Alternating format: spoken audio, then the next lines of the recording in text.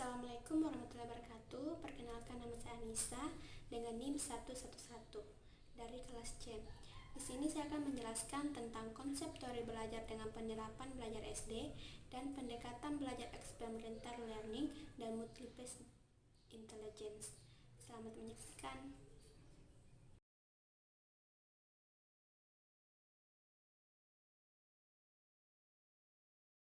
Oke, untuk yang pertama itu pendekatan pembelajaran holistik.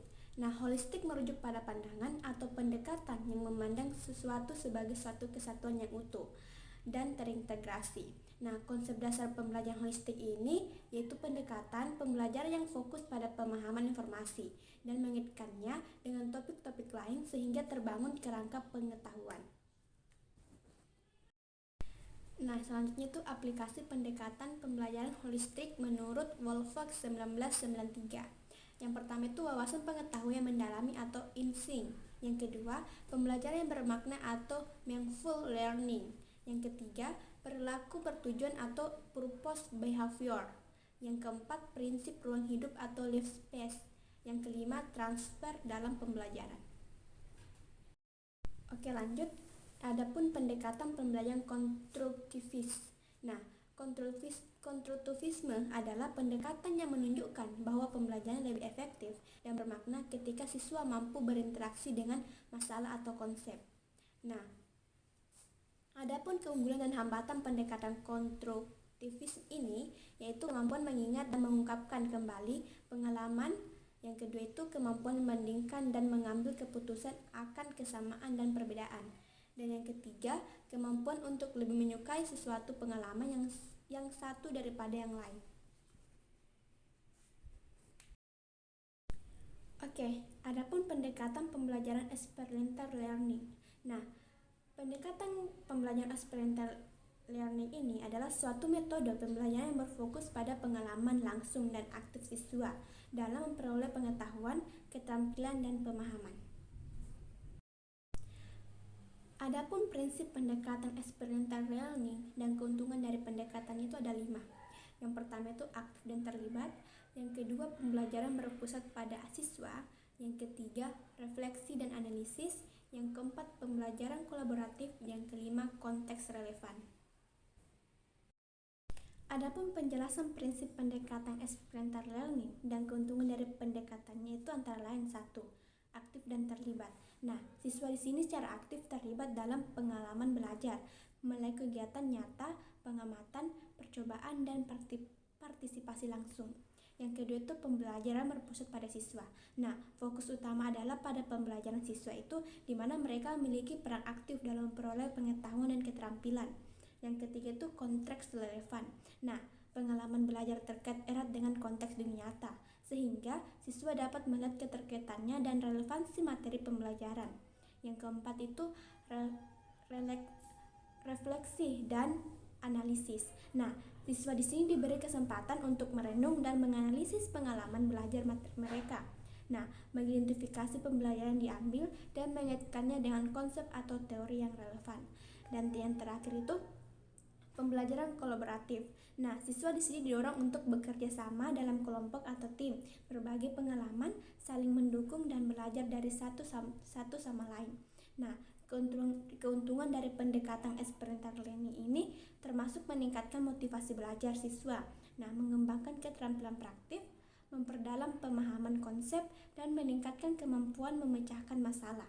Nah, pendekatan ini juga mendorong pengembangan kreativitas, kepercayaan diri, dan pemikiran kritis siswa. Adapun tahap-tahap pembelajaran pada experiential learning itu ada 4, yaitu tahap pengalaman, yang kedua tahap observasi refleksi, 3 tahap konseptualisasi, yang keempat tahap implementasi atau eksperimen. Adapun penjelasan tentang tahap-tahapnya itu yang pertama, tahap pengalaman nyata. Nah, tahap ini merupakan tahap belajar melalui berbagai pengalaman yang konkret, juga peka terhadap situasi. Pada tahap ini, peserta didik belum mempunyai kesadaran mengenai hakikat di suatu pengalaman atau peristiwa. Peserta didik hanya akan merasakan pengalaman tersebut, belum memahaminya. Nah, serta belum bisa menjelaskan tentang alasan mengapa dan bagaimana peristiwa itu dapat terjadi. Nah, yang kedua itu tahap observasi refleksi. Nah, tahap ini merupakan tahap untuk melakukan observasi sebelum membuat suatu keputusan. Nah, mengamati lingkungan dari berbagai perspektif yang berbeda dan melihat berbagai hal untuk mendapatkan suatu makna. Nah, pada tahap ini peserta didik akan diberikan kesempatan untuk melakukan observasi secara aktif terhadap kejadian yang mereka alami. Nah, yang ketiga itu tahap konseptualisasi. Nah, tahap konseptualisasi ini merupakan tahap melakukan analisis logis dari sejumlah gagasan dan melakukan tindakan yang sesuai dengan pemahaman atas sebuah situasi. Pada tahap ini peserta didik akan diberi kebebasan untuk melakukan observasi yang dilanjutkan dengan merumuskan atau konseptualisasi hasil pengamatannya. Nah, yang keempat itu tahap implementasi atau eksperimen. Nah, tahap ini akan menguji kemampuan peserta didik untuk melakukan berbagai hal dengan orang lain dan melakukan tindakan yang berdasar pada sebuah peristiwa, termasuk mengambil resiko. Dan terakhir itu konsep multiple intelligence. Nah, inteligens sebagai kemampuan untuk memecahkan persoalan dan menghasilkan produk dalam satu setting yang bermacam-macam dan dalam situasi yang nyata. Oke, kita lanjut pembelajaran eksperimental. Nah, metode eksperimental adalah suatu cara mengajar di mana siswa melakukan percobaan tentang suatu hal, mengamati dan mengalami prosesnya, serta menuliskan hasil percobaannya. Nah, dalam pembelajaran eksperimental ini, siswa diharapkan aktif dan kreatif. Nah, karena metode pembelajaran ini berpusat pada siswa, sedangkan guru hanya sebagai fasilitator dengan membimbing siswa selama percobaan berlangsung. Lanjut, adapun teori multiple intelligence. Nah, seorang ahli pendidikan lain dari Harvard University bernama Howard Gardner berpendapat bahwa tidak ada manusia yang tidak cerdas. Nah, paradigma ini menentang teori dikotomi cerdas tidak cerdas. Gardner juga menentang anggapan cerdas dari si IQ, yang menurutnya hanya mengacu pada 3 jenis kecerdasan, yakni logika, matematika, linguistik, dan spesial.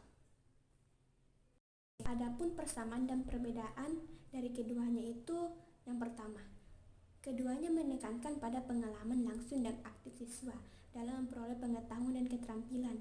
Yang kedua, keduanya menekankan pada pemikiran kritis dan evaluasi.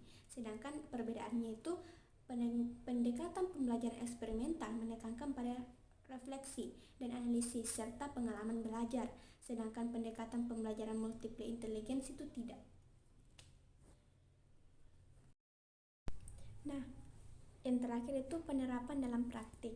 Yang pertama itu permainan, yang kedua eksperimen, yang ketiga bermain peran, dan keempat simulasi. Adapun penjelasan tentang keempatnya yaitu yang pertama permainan. Nah, di sini merancang permainan yang dirancang khusus untuk pembelajaran dapat menjadi cara yang efektif untuk melibatkan siswa dan membantu mereka belajar melalui pengalaman. Yang kedua itu eksperimen. Nah, di sini tuh melakukan eksperimen di kelas sains dapat memberikan siswa kesempatan untuk belajar melalui trial and error dan untuk merefleksikan pengalaman mereka untuk mendapatkan pemahaman yang lebih mendalam tentang materi pembelajaran. Nah, yang ketiga itu bermain peran. Di kegiatan ini, bermain peran dapat membantu siswa mengembangkan empati dan pemahaman terhadap perspektif yang berbeda dan dapat digunakan untuk mengajarkan keterampilan sosial dan resolusi konflik. Dan yang terakhir itu simulasi. Nah, simulasi dapat digunakan untuk memberikan siswa pengalaman realistis yang membantu mereka memahami konsep atau sistem yang kompleks.